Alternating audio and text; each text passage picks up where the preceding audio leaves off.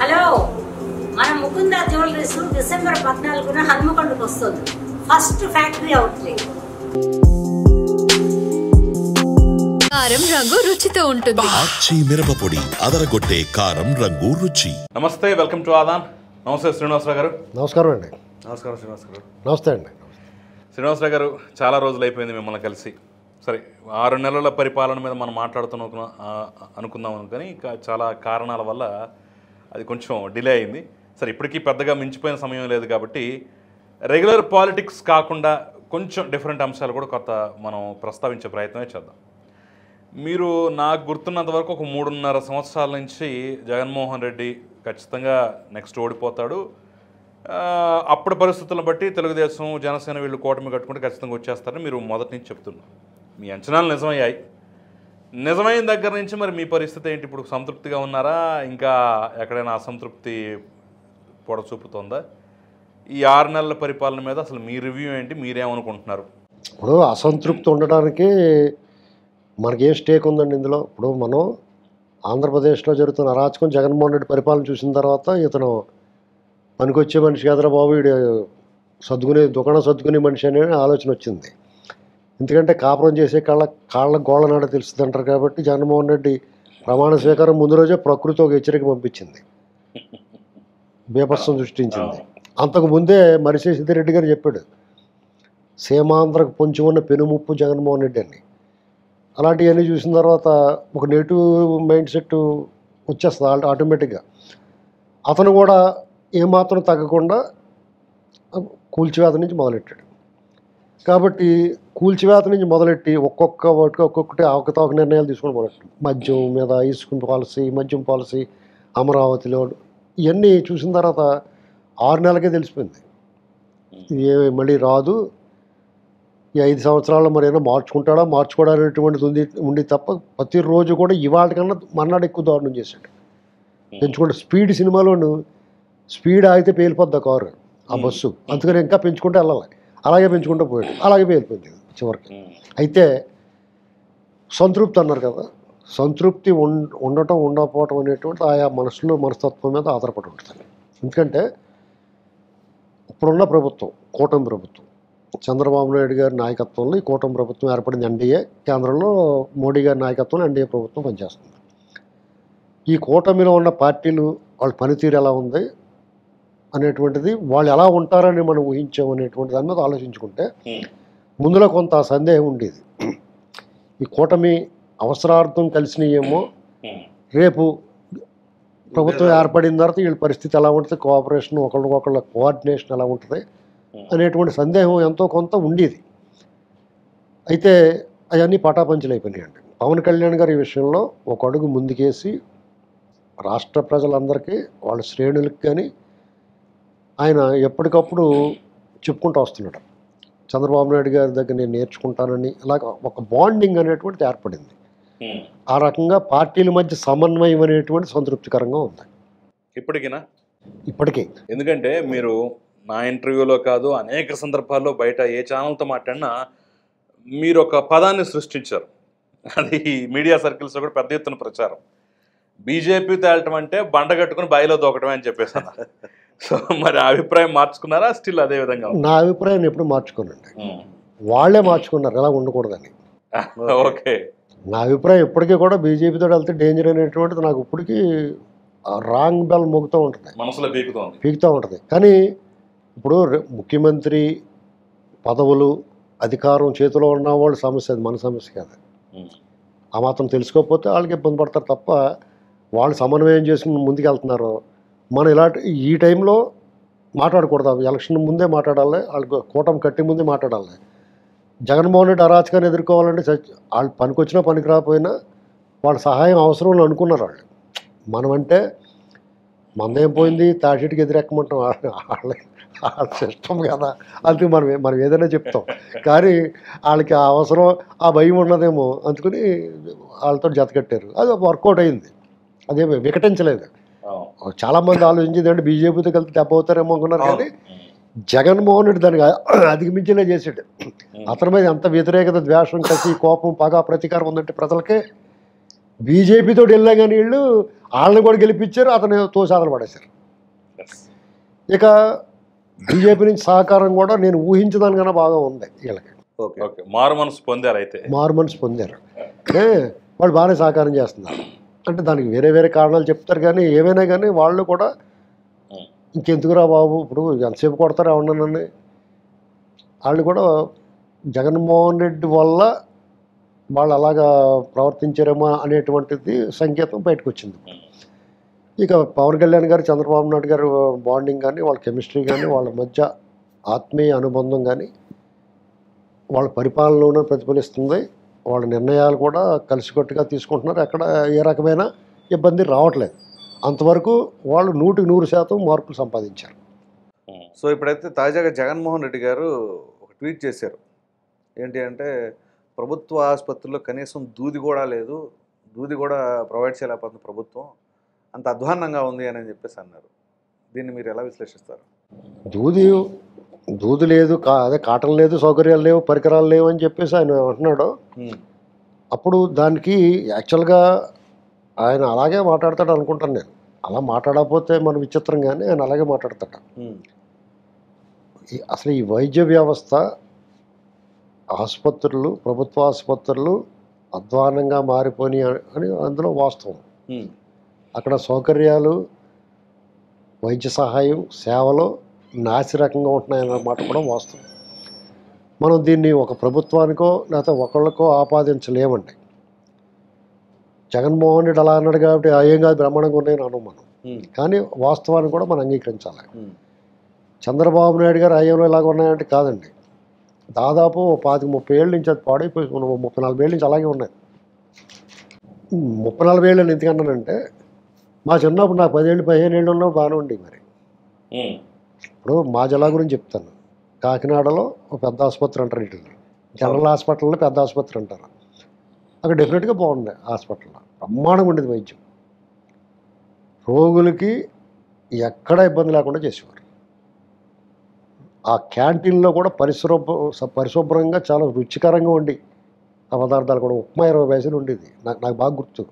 At the age of 9-10 మా మదర్కి operation జరిగింది అక్కడ. అప్పుడు నేను హాస్పిటల్ దగ్గర ఉన్నాను. నేను ఉన్నప్పుడు అక్కడ వైద్య సహాయం కానీ, సౌకర్యం కానీ, మందులు కానీ అన్నీ ఉచితంగా ఇచ్చేవారు. తర్వాత మేము మా అటెండెంట్లు ఎవరు ఉన్నారో మేము బయట టిఫిన్ చేస్తే క్యాంటీన్లో చాలా చౌకగా ఉండి రుచికరంగా ఉండి, డాక్టర్లలో మేలైన మంచి నిపుణులైన వైద్య నిపుణులు ఉండేవారు. అంతా బాగున్నది. ఇప్పుడు ఎందుకు లేరు? కాలం మారింది, అభివృద్ధి చెందింది, సాంకేతికంగా అభివృద్ధి చెందిన తర్వాత కూడా ఎందుకు నాసిరకమైన వైద్య సేవలు అందుతున్నాయి అనేటువంటిది ప్రభుత్వాలు ఆలోచన చేసుకోవాలి, యోచన చేయాలి, దాన్ని మెరుగుపరిచే ప్రయత్నం చేయాలి. ఖచ్చితంగా ప్రభుత్వాలు దీని మీద దృష్టి పెట్టాలి. అసలు ఇంత దరిద్రం పట్టడానికి ఒక కారణం ఏంటంటే ఆరోగ్యశ్రీ. నువ్వు ఆరోగ్యశ్రీ అని చెప్పేసి తెల్ల కార్డు ఉన్న వాళ్ళకి నువ్వు ఫ్రీగా ఆపరేషన్ కోసేసి కుట్లు వేస్తావంటే అందరూ వచ్చేసి కుట్లేంచి పోతారు, పని పని లేకపోయినా. డాక్టర్లు కూడా ఆరోగ్యశ్రీలోకి చేరి రోగాలు ఏమున్నాయో కూడా ఆ అన్నిటిలోనూ డబ్బులు ఆగేయడానికి చూస్తారు తప్ప, అది ఒక పక్కదారి పట్టింది. మంచి స్కీమ్ అయినా సరే పక్కదారి పట్టింది. నువ్వు అందరికీ ఎందుకు చేయలేవు? వైద్య సహాయం ఉచితమని ఎందుకు చేయలేవు? ఇన్ని పంచిపెడుతున్నారు కదా మనీ, ట్యాక్స్ పేయర్స్ సొమ్ము. కనీసం వాళ్ళందరికీ విద్యా వైద్యం ఎందుకు ఫ్రీగా ఇవ్వలేరు? అవి నాసిరకంగా మారిపోవడానికి కారకులు ఎవరు? ఇప్పుడు ప్రైవేట్ స్కూళ్ళు ఉన్నాయండి, నారాయణ, చైతన్య, తెలటి, సిద్ధార్థలు, ఇలా బోర్డులు ఉన్నాయి. ఇక్కడ చిన్న పిల్లలకి ఎల్కేజీ యూకేజీకి 2 లక్షలు తీసేసుకుంటున్నారు కాన్వెంట్లో కట్టండి ఆ స్కూల్స్లో. అసలు మీరు ఫ్రీగా చెప్తున్నారు, మంచి క్వాలిఫైడ్ టీచర్లు గట్ట ఉంటారు, వాళ్ళందరినీ డిఎస్సీలు వేసి వాళ్ళందరికీ బోడంత ఫిల్టర్ చేసి తీసుకుంటారు కదా. మరి అక్కడ నాణ్యమైన విద్య లభించాలి కదా, అక్కడ ఎందుకు లభించట్లేదు? ఇది పెద్ద సమస్య. దీని మీద చర్చ జరగాల. మీరు ఇలా తగలెట్టేసి బదులు విద్యా వైద్యానికి మీరు డబ్బులు పెడితే చాలామంది స్కీములు ఎత్తేయచ్చు. మీరు ఇప్పుడు ఎవరైతే వృద్ధులు ఉన్నారో వృద్ధాప్య పెన్షన్ ఇవ్వడం తప్పు కాదు. మీరు ఈ మధ్యకాలంలో చంద్రబాబు నాయుడు గారు అనాథ పిల్లలకు సాయం చేస్తాను, అది తప్పు కాదు. అందుకే దొక్కలో ఎద్దులో ఉన్న వాళ్ళు కూడా డబ్బులు అయితే ఎత్తుకుంటే వేస్ట్ కదా. ఇలాంటి ఆలోచించుకోవాలి. ఈ వైద్యం ఫ్రీ ఇవ్వండి, మేలైన వైద్యం, మెరుగైన వైద్యం, అధునాతన వైద్యం. మీకు ఆ పరికరాలు ఏర్పాటు చేయండి వాళ్ళకి. బ్రహ్మాండం ఇప్పుడు ఒక హాస్పిటల్ ఉంటుంది జిల్లా కేంద్రంలో ఒక హాస్పిటల్ పెడితే ఆ మండల కేంద్రాల్లో ఒక హాస్పిటల్ మంచిది పెట్టండి. ప్రాథమిక ఆరోగ్య కేంద్రాలు కాదు, పడకల ఆసుపత్రి పెట్టాలి. అక్కడ మంచి వైద్యులు పరికరాలు ఏర్పాటు చేయాలి, అక్కడ మందులు ఇచ్చి సౌకర్యం ఏర్పాటు చేయాలి. ఏమొచ్చినా కానీ చాలా ఉపద్రవం, ప్రాణాంతకమైన వ్యాధులు, వాళ్ళు చికిత్సకు లొంగనవి వాళ్ళు చేయలేని అంటే పక్క హాస్పిటల్ సిఫారసు చేయాలి. కానీ ప్రతిదానికి అంటే విమర్శ గురించి మనం మాట్లాడేది సార్, నిజంగానే కనీసం కాటన ముక్క కూడా అందించలేని పరిస్థితులు ఈరోజు ఆంధ్రప్రదేశ్ ఆరోగ్య వ్యవస్థ ఉందా? కేవలం విమర్శ చేస్తున్నాడా? నోటికి వచ్చింది కదా. ఇప్పుడు ఉండొచ్చు. ఇప్పుడు నువ్వు ఆ విమర్శ చేసే బదులు నేనేమంటానంటే, మీ నాన్నగారు ఆరోగ్యశ్రీ పెట్టి దాన్ని సగం చంపేసాడు ఆ వ్యవస్థని. 2014 నుంచి 19 వరకు వీళ్ళు చాలా చేద్దామని చూశారు. కానీ ఇప్పుడు మీరు గవర్నమెంట్ హాస్పిటల్, గుంటూరు గవర్నమెంట్ జీజీహెచ్లో మీకు అప్పుడు మంత్రి గారు మోకాలు చెప్పి ఆపరేషన్ చేయించుకున్నాడు. అది ఒక మంచి సంకేతం వెళ్తుంది. ఇప్పుడు గవర్నమెంట్ స్కూల్స్లోనూ రాజకీయ నాయకుల పిల్లలు, ఉన్నతాధికారుల పిల్లలు చదివించుకుంటే వాటికి ప్రాచుర్యం వస్తుంది, వాటిలో వాళ్ళు క్రమశిక్షణ ఉంటుందా, బాగా చెప్తారు, పద్ధతి అందరికీ కూడా నమ్మకం ఏర్పడుతుంది. అలాగే హాస్పిటల్లో కూడా మీరు వైద్యం చేయించుకుంటే మీకు నమ్మకం కలుగుతుంది. వాళ్ళు కూడా ఆ పరిసరాలు శుభ్రంగా ఉంచుతారు, మేలైన వైద్యం అందిస్తారు. అక్కడ పరికరాలు మీరు ఒక మంత్రి స్థాయిలో ఉన్న వ్యక్తి వైద్యం చేయించుకున్నాడు అనుకో, అక్కడ ఏమైనా లోపాలు ఉంటే దాన్ని సరిచేయడానికి అవకాశం ఉంటుంది. అధికారులు ఉన్నవాళ్ళు చేయించుకుంటే కొంచెం ఒక స్థాయిలో ఉన్నవాళ్ళు, ప్రభావితం చేయగలిగిన వాళ్ళు ఆ పని మానేసి కరోనా టైంలో మంత్రులందరూ వచ్చి హైదరాబాద్లో కూర్చున్నారు. మీకు ఇలాగే ఇప్పుడు జగన్మోహన్ రెడ్డి ఇప్పుడు దూది లేకుండా పోయిందంటే, ఇప్పుడు 6 నెలలు అయింది వీళ్ళు వచ్చి, వీళ్ళని అనకూడదు మనం. దూది లేకుండా పోయిందంటే దూది లేకుండా కూడా నాకేసి వెళ్ళిపోయామని మాట నువ్వు అని అనుకోవాలి. అర్థమైంది మీకు? ఇంకొక ప్రధానమైన మార్పు మనం మాట్లాడుకోవాలి ఖచ్చితంగా. ఇప్పుడు జగన్మోహన్ రెడ్డి రాజకీయ జీవితం మొదలైందే సవాళ్లతోటి. తొడగొట్టి రాజీనామాలు చేయించి, ఇదిగో ఉప ఎన్నిక గెలిచాను నాదే పీఠం అని చెప్పేసి ఒక 2-3 సంవత్సరాలు పార్టీ పెట్టి 2-3 సంవత్సరాలు అన్ని రాజకీయ పక్షాలకు ముచ్చమటలు పట్టించాడు. ఆ తర్వాత అదే వరవడి కొనసాగించాడు, ఎన్నికల్లో విజయం సాధించాడు, 151 స్థానాలతో చరిత్ర సృష్టించాడు. మరి ఏం మారిందని చెప్పేసి గత 6 నెలలుగా కనీసం మొక్కబడిగా అయినా సరే ఏ ఎన్నికల్లో వచ్చిన చిన్న చిన్న వాటిల్లో కూడా పార్టిసిపేట్ చేయకుండా మేము బాయ్కాట్ అంటున్నాడు. అదే అతని అవివేకం అండి. ఇప్పుడు ఓటమికి ఇప్పుడు జయాపజయాలను సమానంగా తీసుకోవాలండి. గెలుపు ఓటముల్ని సమానంగా స్వీకరించి ప్రజా తీర్పుని గౌరవించి నాయకులకి ఇలాంటి బాయ్కట్ చేసే అవసరం రాదు. ఇప్పుడు చంద్రబాబు నాయుడు గారు 2019లో ఒక రకమైన ఘోర పరాభవం ఎదురైంది. నేను ఇంత తప్పు ఏం చేశాను, నేను ఇంతగా ఓడిపోవటానికి నేను తప్పు ఏం చేశాను అడిగాడు ఆయన. అంత తప్పు నేను ఏం చేశాను, ప్రజా తీర్పుని గౌరవిస్తున్నాను మరి అంతగా పక్క తప్పు. తర్వాత ప్రణాళికాబద్ధంగా సమయం వచ్చినప్పుడల్లా ప్రభుత్వాన్ని ఎండగడతా వచ్చారు, విమర్శ చేశారు, సహకరిస్తామని కూడా చెప్పారు. జగన్మోహన్ రెడ్డి గారు కూడా అలాగే ఉండాలి. ఇప్పుడు స్వీకరించాలి, అంతేగాని ఈవీఎంలు ఓడిపోయాను. చంద్రబాబు నాయుడు గారు ఒక్కరోజన్నా ఈవీఎంల వల్ల ఓడిపోయాను అన్నాడు ఆయన. ఇతను ఈవీఎంల వల్ల ఓడిపోయాను. ఈవీఎంల వల్ల ఓడిపోలేదు, మీరు మీ శాస్త్రం వల్ల ఓడిపోయారు. మీరు దుర్మార్గం మామూలుగా కాదు.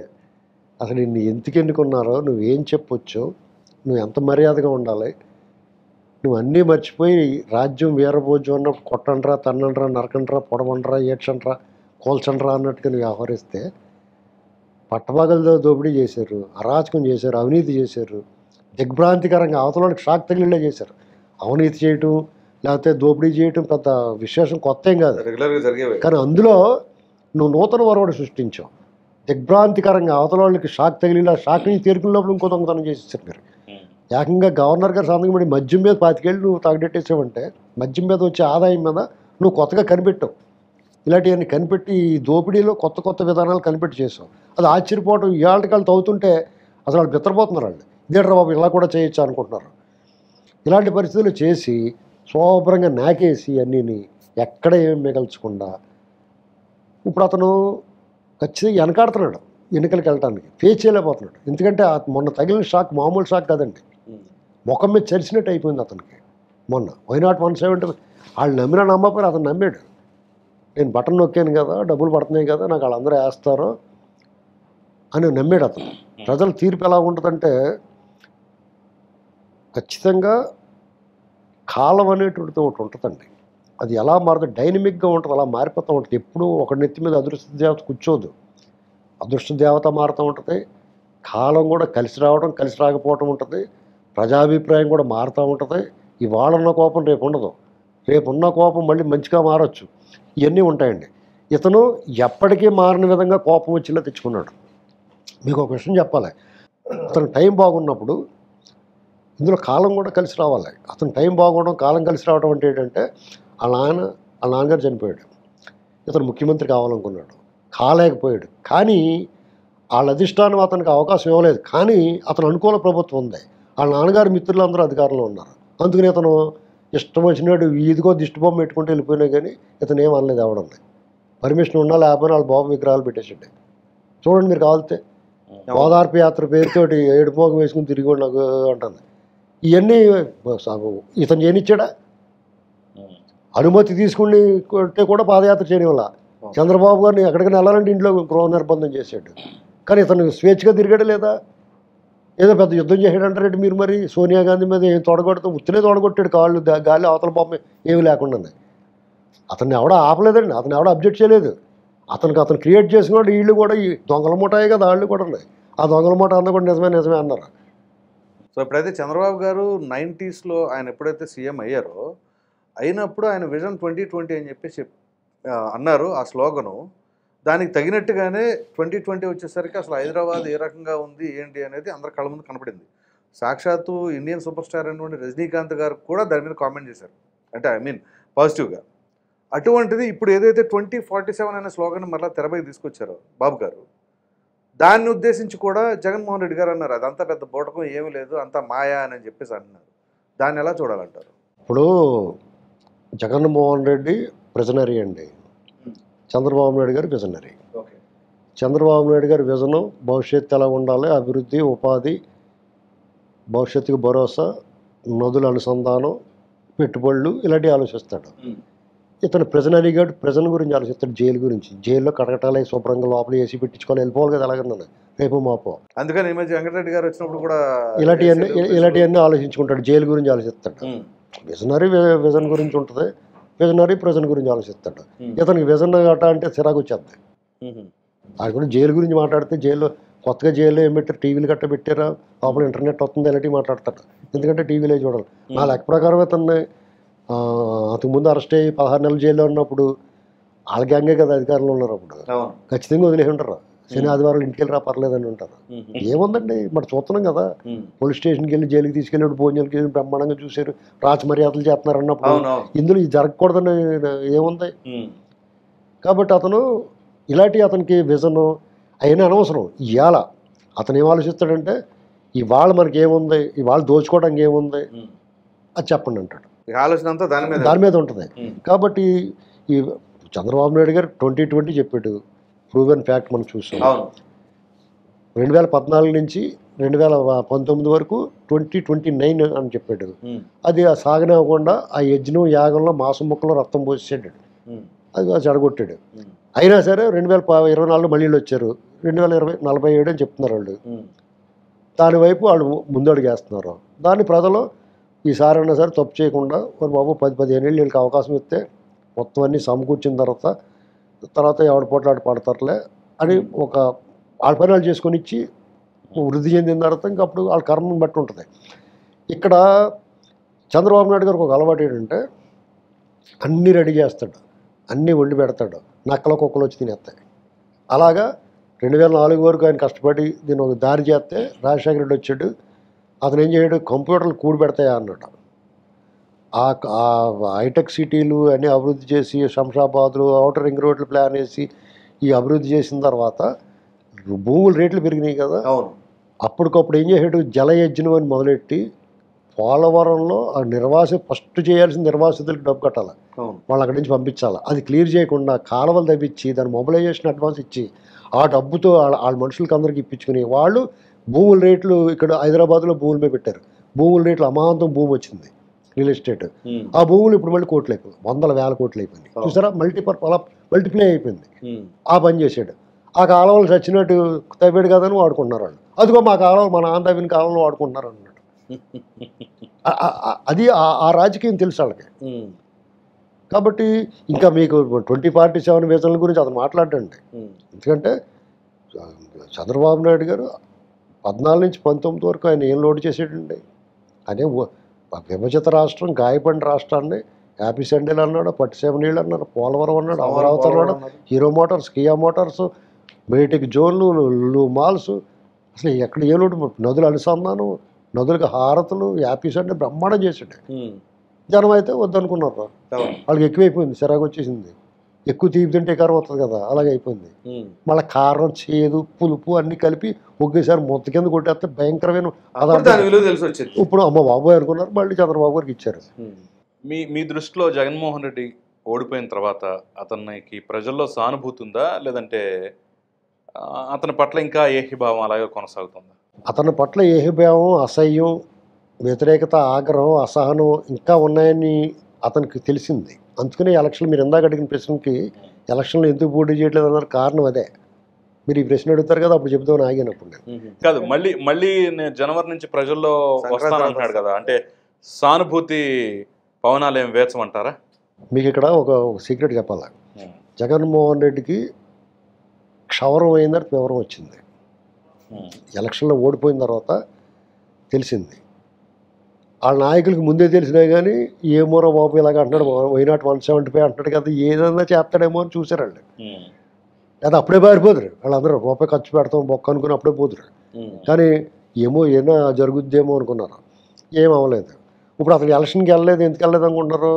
అతను ఎల్లుంటే వెళ్తే నిజంగానే మంచి జరుగును. ఏంటి ఇంకా మనలో మన కోపం తీరలేదనేటువంటి విషయం తెలిసి కొంత మార్చుకుంటానికి అవకాశం ఉంది. ఇప్పుడు మళ్ళీ భ్రమంలోకి వెళ్తున్నాడు, భ్రమంలో పెట్టడానికి చూస్తున్నాడు. జమిలీ ఎన్నికలు వస్తున్నాయి, 2027లో వస్తాయి, 2 ఏళ్ళే అని చెప్పేసి వీళ్ళు భ్రమలో పెట్టడానికి చూస్తున్నాడు. ఇతను ఈ ఎలక్షన్ ఎప్పుడు వచ్చినా మళ్ళీ ఇతనికి ఇదే దెబ్బ తగిలేద్ది. ఓకే, ఎందుకంటే మన రాష్ట్రంలో ఆంధ్రాలో పాదయాత్ర చేసిన ప్రతి ఒక్కళ్ళు సక్సెస్ అయ్యారు కదా. ఇప్పుడు అతను మోకాళ్ళ యాత్ర చేసినాడు అక్కడ. ఎందుకంటే చెప్తాను వినండి, కారణం ఏంటంటే రాజకీయంలో అవినీతి చేసిన వాళ్ళు ఉన్నారు, లేకపోతే పరిపాలన సక్రమంగా చేయకుండా అలసత్వం వహించిన వాళ్ళు ఉన్నారు, అభివృద్ధి లేకుండా చేసిన వాళ్ళు ఉన్నారు, కాలక్షేపం చేసి దిగిపోయిన వాళ్ళు ఉన్నారు. కానీ అరాచకం చేసిన వాడు లేడండి. ఇతను అవినీతి, అక్రమాలు, అరాచకం, అడ్డుగోలు దోపిడీ అన్ని ఏకకాలంలో చేశాడు. ఇది ఈ ఘనత అతనిదే. ఇలా చేయగలిగినవాడు ఎవడో లేడు.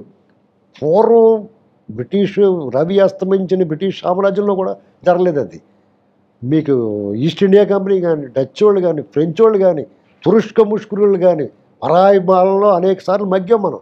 ఎప్పుడు ఇలాంటి జరగలేదు, రాచరికంలో కూడా లేదు ఇలాంటివి.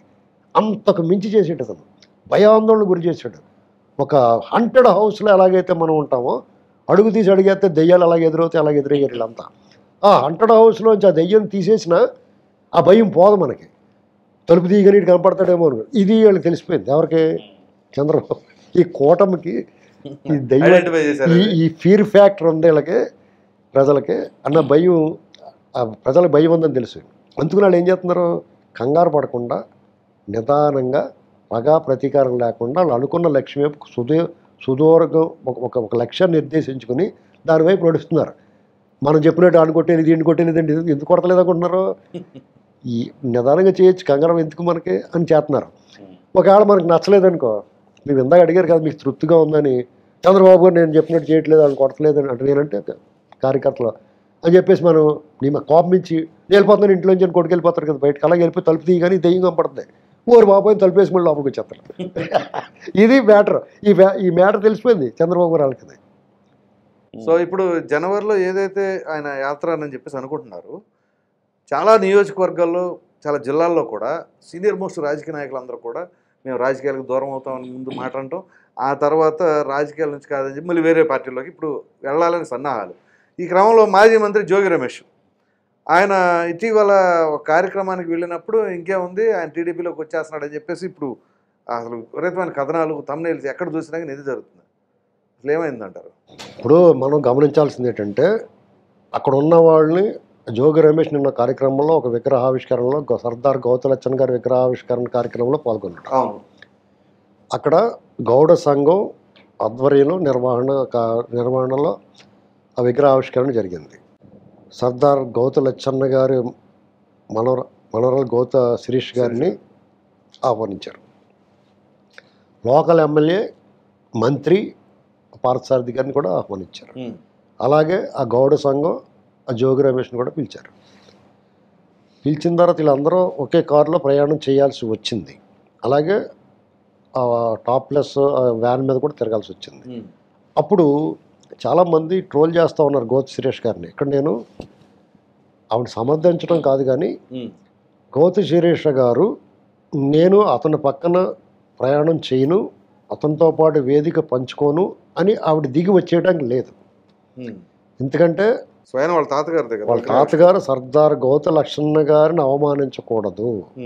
మన స్థానిక విభేదాలు, మన రాగద్వేషాలకి లొంగి, ఈ రాజకీయాలకు లొంగి అక్కడ ఆయనకి జరుగుతున్న కార్యక్రమాన్ని పాడు చేయకూడదు, రసాబాద్ చేయకూడదు అనే ఉద్దేశంతో ఆవిడ సహనం వహించారనేటువంటిది నాకున్న సమాచారం. చాలా వేదంతో ఉండుంటారు అయితే. నిజంగా డెఫినెట్గా బాధ ఉంటుంది. ఎందుకంటే ఆవిడ పోరాడినట్టు ఎవరు పోరాడారండి? ఆవిడ ఫైటింగ్ స్పిరిట్ని ఎవరన్నా ప్రశ్నించగలరా? ఆ విషయంలో మనం ఒక్కొక్కసారి కొన్ని ఎగ్జాంప్షన్స్ ఉంటాయి. Every law there is an exemption.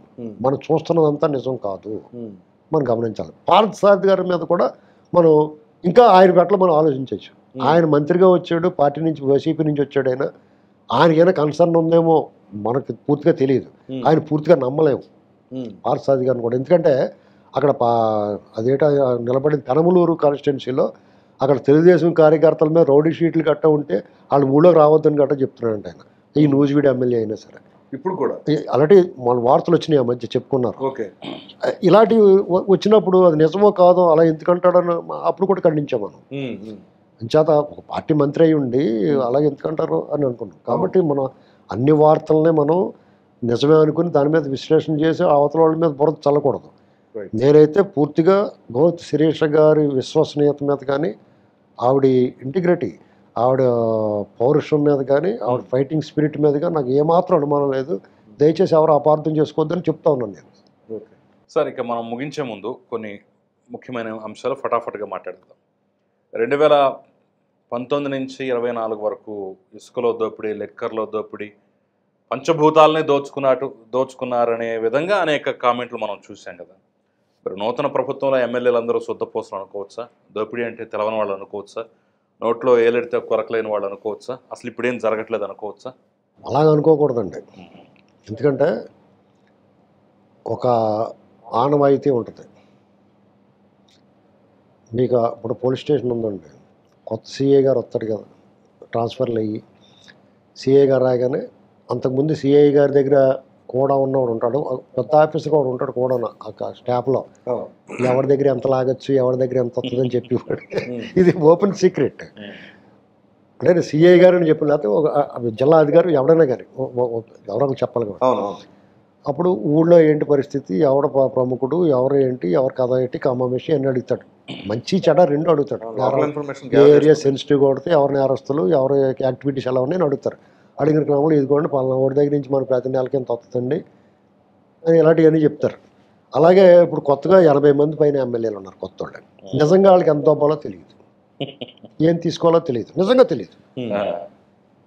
తీసుకోవచ్చా అని కూడా అనుకుంటారు. అందులో వాళ్ళకి ఎవరు నేర్పిస్తారంటే ఆల్రెడీ తినేత కంపెనీలో వాళ్ళు ఏ ప్రభుత్వం వచ్చిన వాళ్ళు ఉంటారు.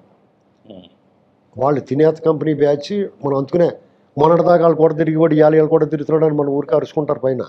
వాళ్ళు మారరండి. Men may come and men may go but brooks go on forever అన్నట్టు ఈ తొట్టి గ్యాంగ్, ఈ తినేత కంపెనీ అలాగే ఉంటుంది.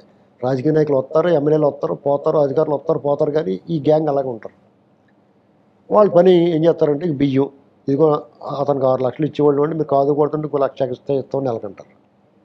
అయితే వీళ్ళు కళ్ళు మూసుకుంటారు. అలాగా కొన్ని జరుగుతాయి. జరగలేదు, శుద్ధపూసలో ఇసుక అమ్ముకోలేదు, మద్యం మీద కమిషన్ అడగట్లేదు, లేకపోతే ఆ పనికి ఈ పనికి డబ్బులు అడగట్లేదు అని చెప్తే అది తప్పు బూత్ అవుద్ది. అలా చేయకపోతే కూడా తప్పే. అర్థమైందా? మీకు పబ్లిక్తో సహా అందరూ కరెక్ట్ అయిపోయి ఎలక్షన్ అనేటప్పటికి ఊరేగింపు అంటే బండి ఎట్టుకొచ్చి పెట్రోల్ పోయి మేము ఎప్పుడు అలాగ అడగలేదు. మేము తిరిగాం, రాజకీయాల్లో యాక్టివ్గా తిరిగాం. తెలుగుదేశం పార్టీ పెట్టినప్పుడు పార్టీ ఆవిర్భావం నుంచి చాలామంది కానీ సీనియర్ నేను ఆ పార్టీలో. ఇప్పుడంటే మేము ఏ పార్టీలో ప్రాథమిక సభ్యత్వం లేదు, కానీ నాకు తెలుగుదేశం పార్టీ పీక్కొచ్చుకునేవాళ్ళు. రామారావు గారు వస్తున్నాడంటే అక్కడ ఎక్కడి నుంచి వస్తున్నాడంటే 10-20 కిలోమీటర్ల ముందు ఎదురు వెళ్ళిపోయి వచ్చేవాళ్ళు. మా పెట్రోల్ మేము పోసుకునేవాళ్ళు. మా తిండికి వచ్చిన మేము పెట్టుకున్న పులిహార పొట్లం కూడా ఎప్పుడు తినలేదు నేను. ఆ జెండాలు కూడా కొనుక్కునేవాళ్ళు తెలుసా మీకు? ఎవడ ఫ్రీగా ఇచ్చేవాడు కాదు. మా బుచ్చి చౌదరి గారు ఆ బ్యాడ్జ్ పలానా చోట అమ్ముతారు కొనుక్కోండి అని చెప్పుకోండి. అక్కడ రాయమండ్రిలో అక్కడ అమ్మివారు, అక్కడ కొనుక్కునేవాళ్ళు పోయి. మా జెండాలు కూడా ఇచ్చేవారు కాదు ఎవరు ఉన్నాయి. కాబట్టి ఒక కాలం మారింది, పబ్లిక్ కూడా మారారు, జనం కూడా మా ఎదులోకి రాలేదు డబ్బులు ఇస్తానికే అంటున్నారు ఎలక్షన్ అప్పుడు. ఒకవేళ డబ్బులు ఇవ్వకపోతే ధర్నా చేస్తున్నారు ఓటు వేయకుండా. ఇలాంటప్పుడు ఆ క్యాండిడేట్లు మరి ఎంతో కొంత సంపాదించుకోండి, ఎవడు బాబు సొమ్ము తెచ్చి పెడతాడు ఇక్కడ, అది కూడా గమనించుకోవాలి విమర్శించేవాళ్ళు. అయితే అడ్డగోలుగా నేను ఏమంటానంటే కొంచెం దొబ్బంటారు బాబు, ఎక్కువ దొబ్బకండి అని చెప్తాను నేను. అంటే ఎక్కువ తక్కువ ఉంటుంది దొబ్బటప్పుడు. ఏదో ఒక పని ఉంటుంది మీకు, గవర్నమెంట్ ఆఫీస్కి వెళ్తారు, మీరు మీరు పెట్టగలిగిన ఎఫెక్ట్ ఒక 5 రూపాయలు 10 రూపాయలు అడిగితే పళ్ళు తీసి ఇచ్చేస్తారు, పని చేయించుకుని పోతారు. 150 రూపాయలు ఇవ్వమంటే ఇవ్వలేరు కదా. అది నేను చెప్పింది. అంటే వాళ్ళ సర్వైవల్ కోసం వాళ్ళ మంది మార్పాల ఇది ఓపెన్గా ఒప్పుకొని తీరాలి. వాళ్ళకి ఊపిరాడకుండా పీకి బిగిచ్చే చంద్రబాబు గారు కూడా ఏమంటున్నారు, మీరు ఇసుక మద్యం లేకపోతే ఇలాంటి వాటిలో మీరుంటే మీకు కుదరతో అది ఇది అంటున్నాడు ఆయన. అలాగంటాం కూడా తప్పే. మీరు ఎక్కువ తినకంటారా బాబు అని చెప్పాలి, కొంచెమే తినంటారా అని చెప్పాలి. ఆల్రెడీ మీరు ఎంత తింటారు నాకు అనవసరం, నాకు ఎంత పంపండి అని కూడా జగన్ సెంట్రలైజ్ చేసేసాడు. వీళ్ళు అలా కాదు, వీళ్ళు గడ్డి బాంబు కాడలాగా ఉంటారు. ఎందుకు ఎవరిని వాళ్ళు తిన్నవారు ఆ టైపు. ఇప్పుడు మరి కొంచెం వదిలినట్టున్నారు, గేట్ కొంచెం తీసారు తలుపు, ఎక్కువ తీయకుండా. సో ఇప్పుడైతే బియ్యం గురించి కూడా మీరు అన్నారు, మాజీ మంత్రి పేరు నాని, ఆయనకి సంబంధించి ఇటీవల వస్తున్న వార్తలు 1,000 కోటి రూపాయలు డీడీ ఏంటి, అసలు 3,000 బస్తాలు మాయమైపోయినాయి. మరి ఏంటి దీనిపైన? ఇప్పుడు ఆయన పరారు అయిపోయారని కూడా వార్తా కథనాలు వస్తున్నాయి. వీళ్ళు ఏం చేస్తారంటే పారిపోంటారా బేగా అంటారు, పారిపోయేదాకా టైం ఇచ్చి పారిపోయాడు అంటారు. తర్వాత అది ఓపెన్ అయిపోయింది. ఇప్పుడు పట్టుకోవాలంటే ఇప్పుడు మొన్నటి దాకా అతను నోటికి వచ్చినట్టు మాట్లాడాడు. అవును, అదే కదా. ఇప్పుడు దాని మీద కేసు పెట్టి లోపలేసినా కానీ ఈ కేసు బయటకు వచ్చినట్టు ఇంక బయట రాకుండా ఇప్పుడు వర్ర రవీంద్ర రెడ్డి తిరుగుతూ ఉంది అలాగా. ఇప్పుడు కక్షలోకి వెళ్ళిపోయిన తర్వాత ఉపగ్రహం అక్కడే తిరుగుతూ ఉంటుంది. వీళ్ళు ఎలాగే స్టేషన్ చుట్టూ తిరుగుతూ ఉంటారు. ఒకసారి అరెస్ట్ అయిన తర్వాత వీళ్ళు ఎవడ బయట రాడు. ఎందుకంటే వీళ్ళు నిజంగా చేయాలనుకుంటే రోజు కొంత తప్పులు చేశారు వీళ్ళు. ఒక స్టేషన్ నుంచి ఒక స్టేషన్కి ఇలాగే సరిపోతుంది, బయటకు వచ్చే ప్రసక్తే ఉండదు. ఆ పని చేయట్లేదు ఎందుకో, నేను చెప్పాను కదా నిదానంగా చేయొచ్చులే, అప్పుడే ఎందుకని. ఇప్పుడు ఆ 1 కోటి రూపాయలు కట్టాడంట, అప్పటికప్పుడు డీడీలు ఎక్కడి నుంచి తెచ్చి కట్టు ఏంటి అనేది కూడా వస్తున్నాయి పేపర్లో కట్టవుతుంది. బియ్యం మాయమైపోయినాయి, ఎలా మాయమైపోయినాయి, ముందు ఇద్దరు కూర్చొని స్టేషన్లో దీని సమాధానం చెప్పండి అనాలి. వాళ్ళు పారిపోయేదాకా ఊరుకున్నారు, పారిపోయిన తర్వాత మాట్లాడుతున్నారు. ఇదేనండి ఇప్పుడు ప్రజల్లో అసహనం ఉన్నది, కొంచెం అసంతృప్తి ఉన్నది కారణం ఇదే. ఎందుకంటే వెళ్ళినప్పుడు త్వరగా కిషోర్ అన్న నోటికి వచ్చినా మాట్లాడాడు, ఆయన ఏమనలేదని చూస్తున్నారు. ఎక్కడ ఇద్దరు చంపైపోయాడు కదా, దొంగలు వచ్చి కొట్టేపోయాడు కదా, అదొకటి కొడాలని వంశీ ఇలాంటి వాళ్ళందరి మీద అసలు విపరీతమైన అసంతృప్తి ఉంది. వాళ్ళ మీద చర్యలు ఏమి లేవని నేనేమనుకుంటున్నాను, తీసుకుంటారు వాళ్ళు 1 by 1 తీసుకుంటారేమో అని అనుకుంటున్నాను నేను. ఇంకా చూడాలి టైము, ఇది 6 months అయింది కదా. అప్పుడే ఈ చర్యల విషయంలో కూడా ఒక రఘురామకృష్ణరాజు ఒక్కడే డిప్యూటీ స్పీకర్గా ఉన్నా కానీ నాకు న్యాయం చేయండి అని పట్టు కూర్చున్నాడు తప్ప మిగతా వాళ్ళు ఎవరు పెద్దగా అంత గట్టి కూర్చున్న దాఖలాలు కూడా లేవు. ఒక విషయం చెప్పండి మీకు, రఘురామకృష్ణరాజు గారు ఎంపీగా ఉండగా ఆయనకు జరిగిన అన్యాయం మీద ఆనాటి ప్రభుత్వాన్ని అడిగాడు, తర్వాత ఎమ్మెల్యేగా అయిన తర్వాత ఈ ప్రభుత్వాన్ని అడిగాడు, సాక్షాత్ అసెంబ్లీలో అడిగాడు, ఇప్పుడు డిప్యూటీ స్పీకర్ అయిన తర్వాత కూడా అడుగుతున్నాడు ఆయన. కాబట్టి మెల్లమెల్లగా కదలికి వచ్చింది.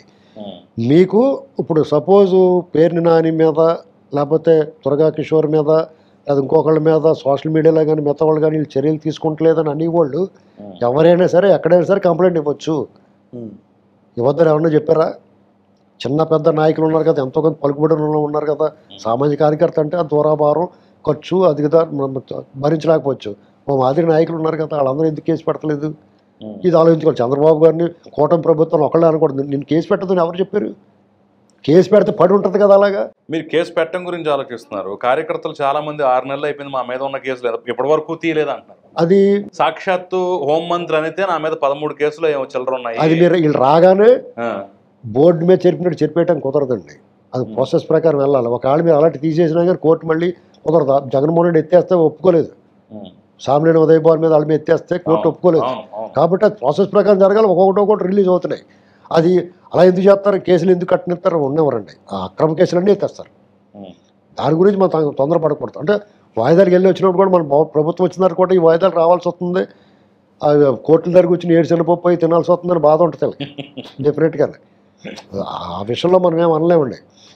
ఏమైనా ఈ ప్రభుత్వం మీద కొంత అసహనం కానీ కొంచెం అసంతృప్తి కానీ ఉందంటే కారణం వాళ్ళ పరిపాలన మీద లేదండి.